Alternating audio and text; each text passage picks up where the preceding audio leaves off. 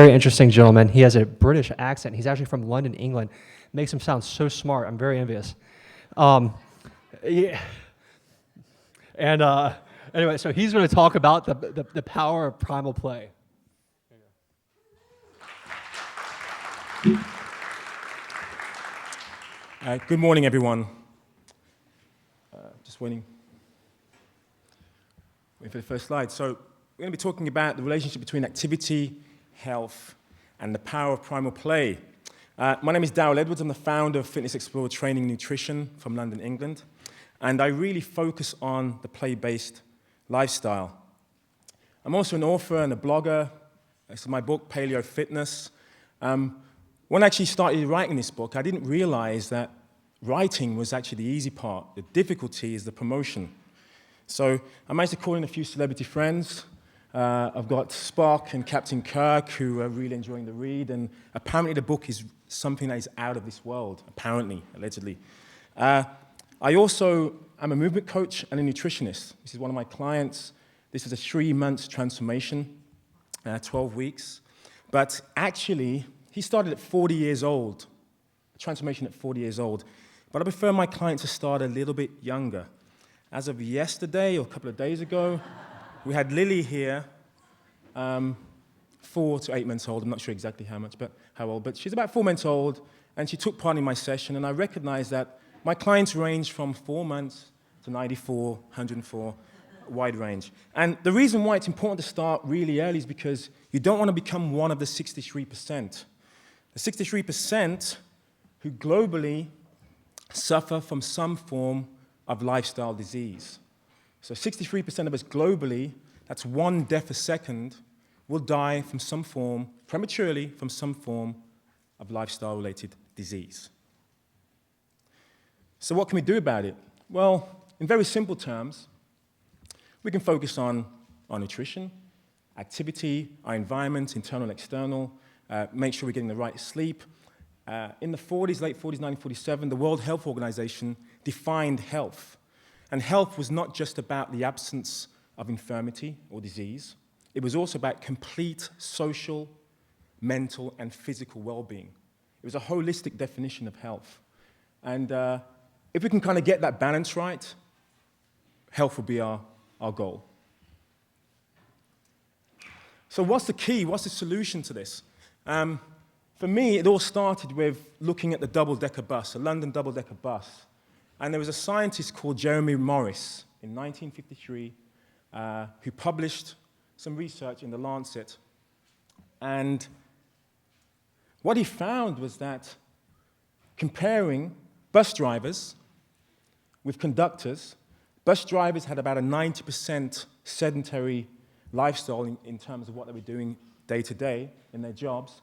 The conductors were collecting tickets, running up and down the stairs, helping passengers on and off the bus. And what he found was that disease as bus drivers. He also found out that they had a 50% reduced chance of early death in comparison to bus drivers. And if you think about the demographics, they're pretty much identical. They ate the same sort of diets, they came from the same sort of neighborhood, exactly the same demographics. The only difference really was the amount of activity that was involved.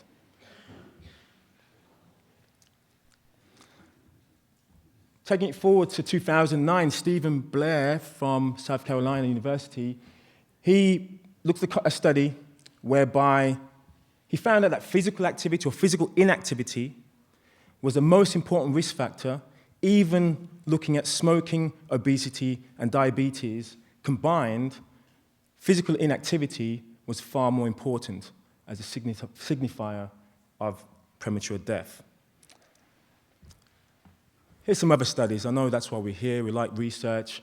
I'll take a photo right about now because it isn't going to stay there for long. But you can see that there's overwhelming evidence that physical activity alone is extremely beneficial. Reduced all-cause mortality, reduced cardiovascular disease events and death, reduced likelihood of stroke, hypertension, obesity, metabolic syndrome. It's all over the place in terms of research. That's what we should be looking at. I'm now going to talk about my first client. So my first client was destined to be part of the 63%. He worked in banking. This is Canary Wharf in London. He worked in banking. He worked in finance. He was working about 16 to 18-hour days. He was on a conventional low-fat diet, whole grain diet. He was going to the gym 2 to 3 times a week, but he wasn't healthy. And in terms of his health, the health comparison, the before and after, I don't have a picture here to demonstrate aesthetically the improvement in his health. But in terms of the interventions, in 3 months, he went from being hypertensive, high blood pressure, pre-diabetic, an awful cholesterol profile, high levels of body fat, especially around the middle. His metabolic age was 15 years older than he was, and he was in chronic pain. He was suffering a lot of pain. Blood pressure became optimal. He was no longer pre-diabetic, excellent cholesterol profile, body fat down to 10%. His metabolic age was 15 years younger than his chronological age. And in terms of physical pain, musculoskeletal problems disappeared. 3 short months. The most interesting fact about my first client is that my first client was me. That was my first client. That was a transformation, okay? So I now feel youthful, exuberant. I quit my job in the city, making lots of money, to now teach people how to live a healthier lifestyle. And play, and being playful and being exuberant is a part of that. So we've heard a lot about play over the last few days. Lots of people have been discussing about it. It's the latest buzzword. Do it and participate in play rather than just talking about it. Activity is important, but I know some of you are thinking that, you know what, Daryl, I kind of hate exercise. Do you know what I mean? And I'm not surprised. I mean, look at her. Look at the person standing above her, imposing, demanding, commanding, telling her to just get one more push-up out. Okay, she's grimacing, she's in pain, it's uncomfortable, it's punishing. No wonder we find it difficult to exercise. Okay, looking at that.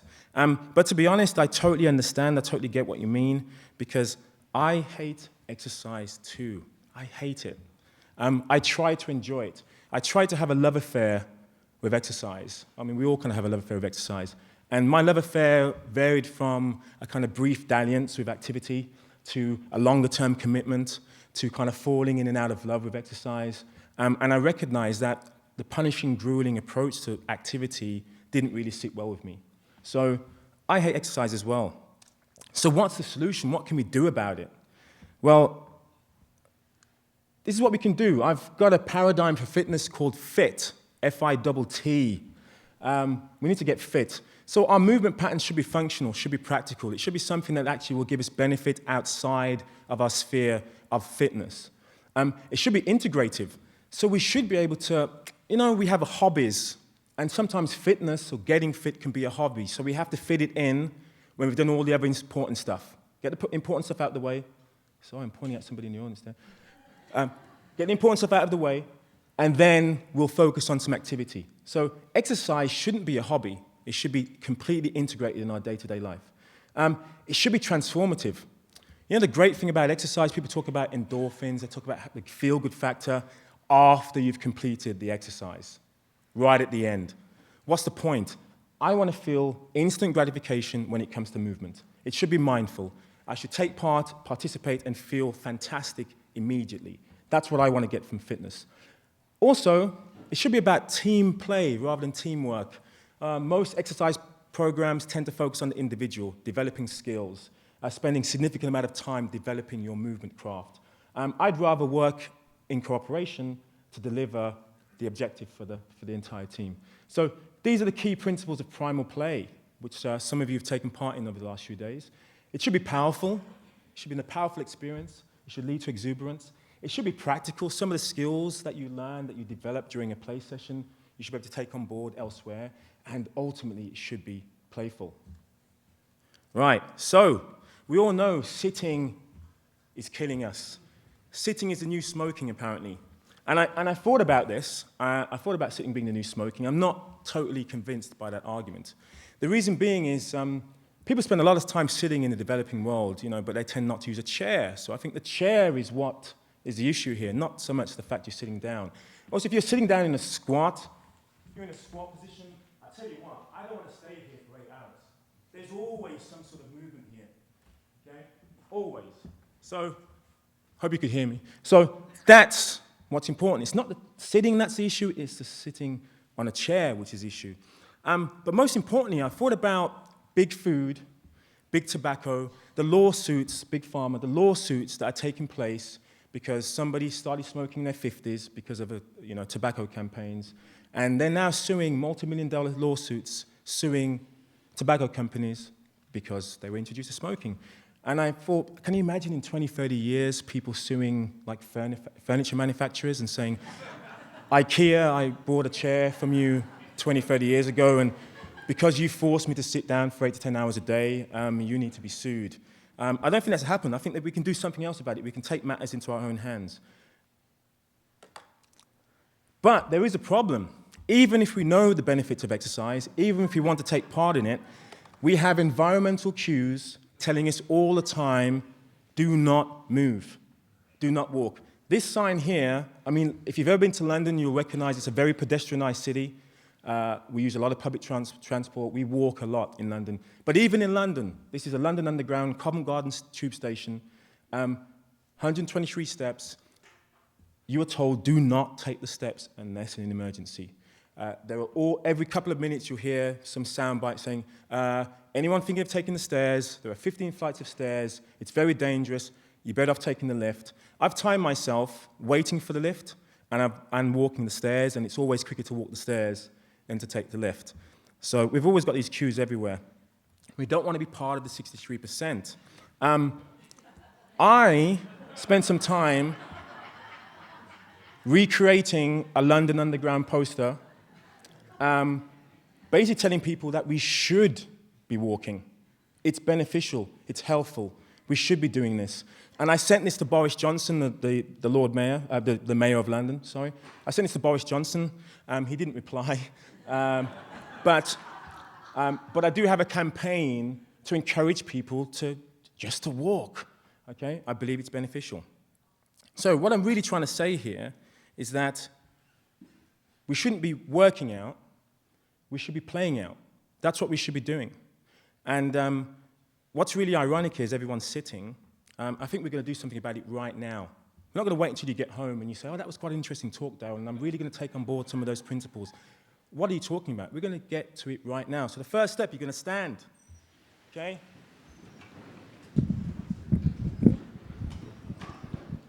So you're going to stand, okay? And I'm going to pick a play partner, Jason. Okay? So you're going to pick a play partner. Pick someone next to you, okay?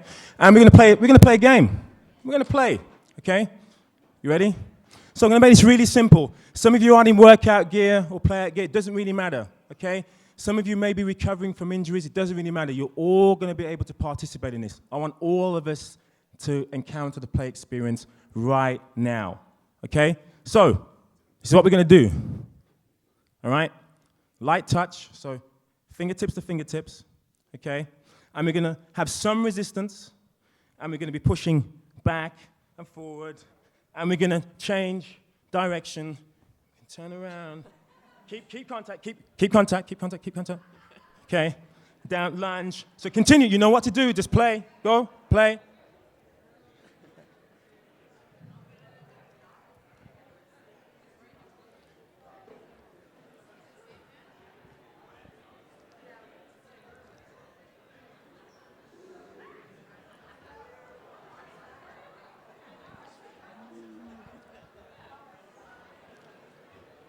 Okay, everyone. So now what we're going to do is something I found a lot of fun when I was young. Well, I'm still young, actually. When I was younger, was play fighting. I love play fighting. And I know people talk about rough and tumble. We don't get enough rough and tumble nowadays. And I don't believe we necessarily have to have rough and tumble when we're playing. But let's have, actually, I've had enough of you, mate. Come, Joe, yeah.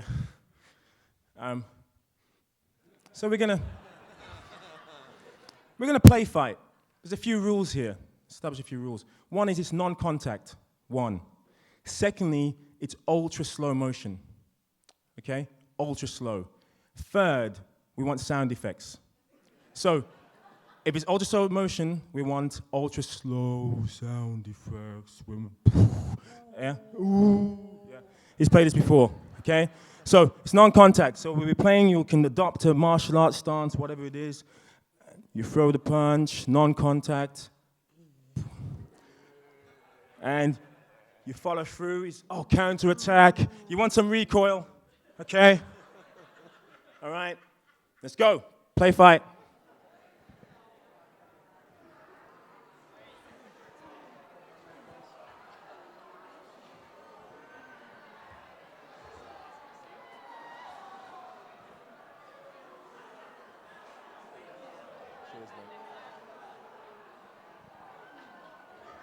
Okay, everyone, okay. You're not quite getting this. You're not quite getting this, guys. This isn't slow motion. I mean, I'm sure all of you have a DVD recorder or something like that or whatever. If I put my player onto slow motion, I don't see, I don't see that. It's really slow and control. That's what you see. Okay, let's go. Play. Sound effects.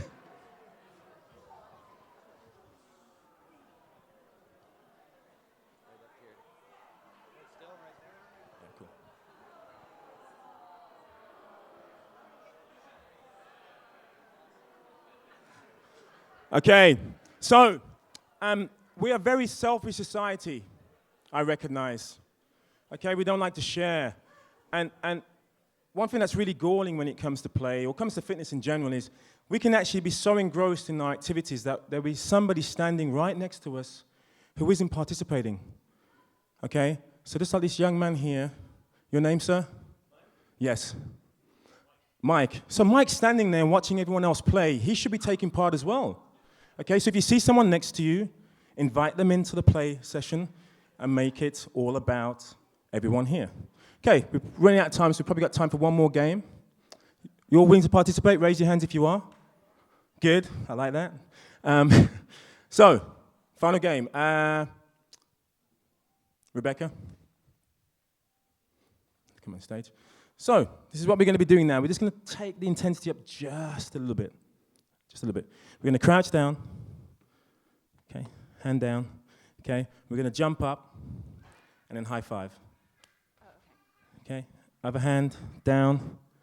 High five. So it's cross body, down, high five. And then if you really want to get inventive and imaginative, I'm going to pop the mic down now so you can see what I'm getting at.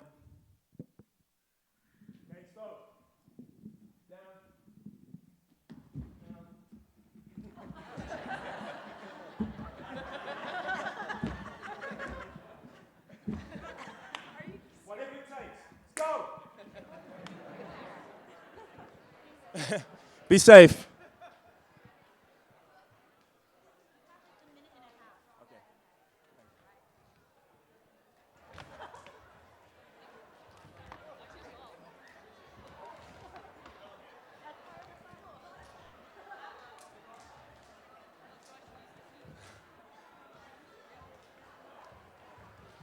Okay.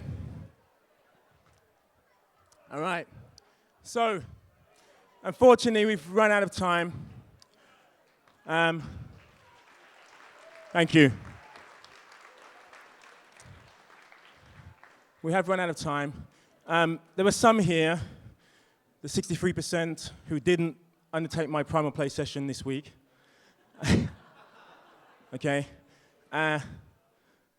I am going to run an impromptu session later today at some point. I'll probably post it on the AHS Facebook group, because if you now want to partake in the play session, I will do one at some time this afternoon. So come and see me afterwards and let me know what time is convenient. I love a play-based lifestyle. I live a play-based lifestyle. And thank you very much for participating.